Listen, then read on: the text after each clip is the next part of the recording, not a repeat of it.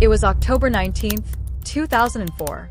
In the quiet town of Kalithalai in Karur district, a man named Jyothi Ramalingam lived peacefully with his wife, Meenakshi. Ramalingam was a farmer. His wife, Meenakshi, had completed her MA and B.Ed. and worked as a teacher at the government school in nearby Panakampati. Their life was simple, humble, and happy. Everyone in the village knew Meenakshi teacher. She was admired for her discipline. Her punctuality was legendary. People would say, if Meenakshi teacher is leaving for school, it must be 8:30 in the morning. If she's coming back, it must be 6 in the evening. That was how perfectly she kept time. Every morning, she prepared breakfast for her husband, packed her lunch, and rode off to school on her small TVS 50 bike. That morning was no different. But what Meenakshi didn't know was that she was leaving home for the very last time. Evening came. The clock struck 6, but Meenakshi hadn't returned. Ramalingam, uneasy, tried calling the school from a nearby phone booth. There were no mobile phones then. The staff told him she had already left. Now his heart began to race. He rushed to the school, searched every classroom, spoke to the headmaster, the teachers, the watchman. Everyone said the same thing. She already left. He returned by the same road, stopping along the way to ask every passerby. Near the railway crossing at Maradur, he met the gateman. The man said, "I saw her going to school this morning, but not returning in the evening." Ramalingam's fear deepened.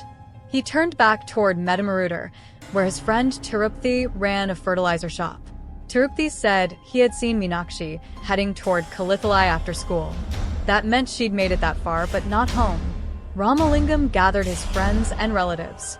They searched every road, every field, every corner. But by 11 that night, there was still no trace of her. He rushed to the police station and filed a complaint. Within 30 minutes, a missing case was registered. The police began their search immediately, but found nothing. Days turned to weeks. No sign. No clue. One day, when Ramalingam went again to the police station, the inspector called him aside and whispered, "Be calm, big people are involved in this. Even a former MLA from the ruling party." Those words froze him. How could politics be tied to his wife's disappearance? Fear gripped him. He stopped asking questions, stopped visiting the station, but the media didn't stop. Soon, newspapers across Tamilnadu screamed headlines. Ex-MLA and his son involved in Meenakshi teacher case. The story spread like wildfire. The ruling party came under pressure. But as the investigation went on, it was revealed there was no political connection at all. The inspector had simply lied to stop Ramalingam from coming again and again. When higher officials learned of it, they gave him a severe warning. Months passed. The case went nowhere. Then came a message from Bangalore. A woman's body had been found. Ramalingam hurried there with the police. When he saw the body, he sighed in relief. It wasn't her. That small hope kept him alive. He returned home, believing she might still be somewhere. But by 2006, nothing had changed. A new government had come, but the case remained like a stone at the bottom of a well. So Ramalingam took a bold step. He filed a habeas corpus petition in the Madurai High Court, a request that the missing person be produced, alive or dead. Seeing that there was no progress for more than a year and a half, the judges transferred the case to the CBCID. They began investigating every path, from Tirupthi's fertilizer shop to Meenakshi's house, through small roads, forest routes, and canals. But they found nothing. Not her bike, not a clue. Even hope began to fade. And then fate revealed its secret. On June 22, 2006, in a place called Rajendran Garden, the owner decided to plant new banana trees. As workers dug pits in the soil, one of them struck something hard. They thought it was treasure. Excited, they dug faster. But instead of gold, they found a skeleton. Shock and fear spread instantly. The owner, frightened of being blamed, ordered them to bury the bones elsewhere. "If we tell the police," he said, "they'll suspect us." 4 days later, the village administrative officer came to collect taxes.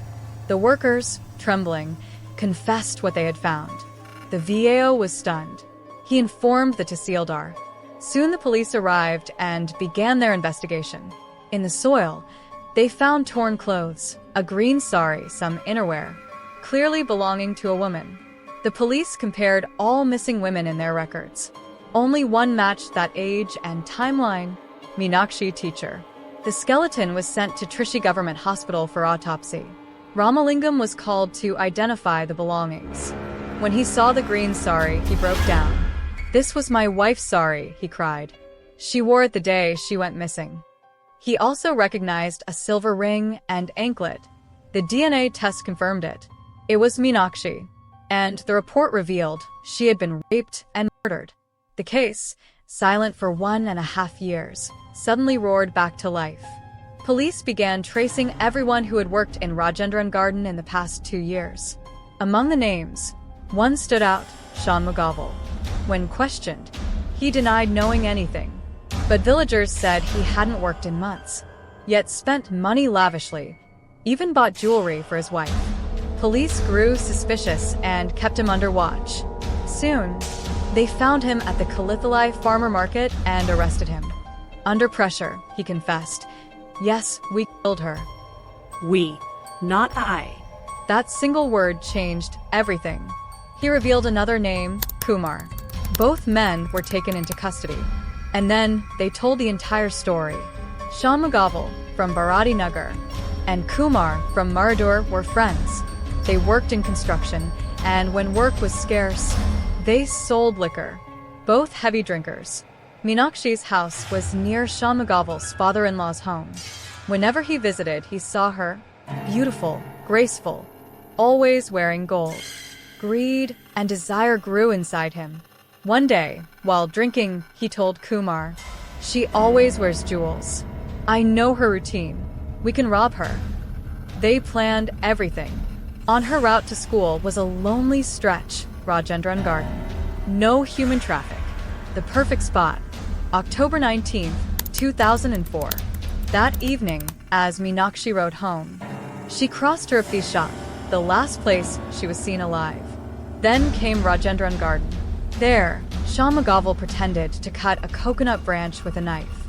Kumar waited, watching the road. When he saw Meenakshi's bike, he signaled. Shanmugaval dropped the heavy branch onto the path. Startled, she fell from the bike. The TVS 50 slid to the side. Both men rushed to her. She looked up, thinking they were coming to help.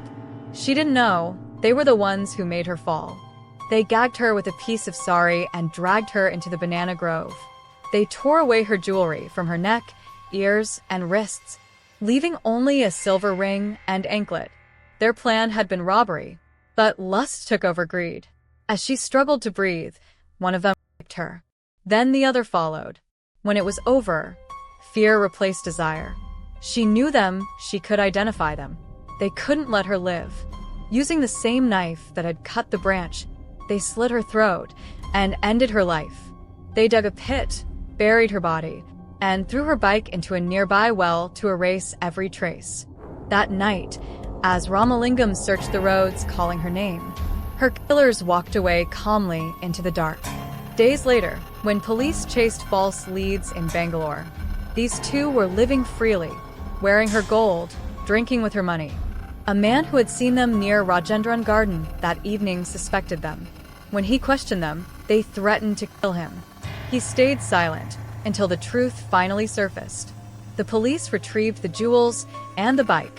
71 witnesses were examined. And on March 23, 2007, justice was delivered. Both men were sentenced to life imprisonment and sent to Trichy Central Jail. Years passed. Kumar showed no guilt, but Shanmugaval began to crumble under the weight of his conscience. No one from his family came to see him. He felt forgotten, unwanted, broken. By 2014, his mind was in darkness. Every day in prison followed the same rhythm. Cells opened at 6 a.m., chores, bathing meals, then roll call in the evening, and the gates closed again. On September 17, 2014, everything seemed normal. During roll call, his name was marked present. but after the count, he slipped away. Moments later, guards noticed he was missing. They searched the yard, and near a peepal tree close to his block, they found him.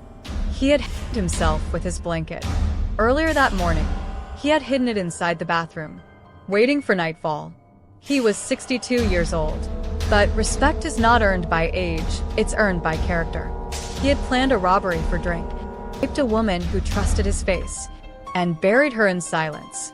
No one mourned him. Kumar remained in prison unchanged. Ramalingam lived on, haunted by loss. And for Tamilnadu, this case remained a chilling reminder. Even a teacher walking home after work was not safe. Was it greed? Was it addiction? Or was it a system that sells liquor and nurtures violence until innocence is destroyed? Even today, women like Meenakshi walk home wearing their favorite jewels, still unaware of the dangers that lurk on lonely roads. Gandhi's dream of a safe India for women still hasn't come true. So share the story, not just as a crime, but as a reminder. Because every time justice comes too late, another story begins in silence.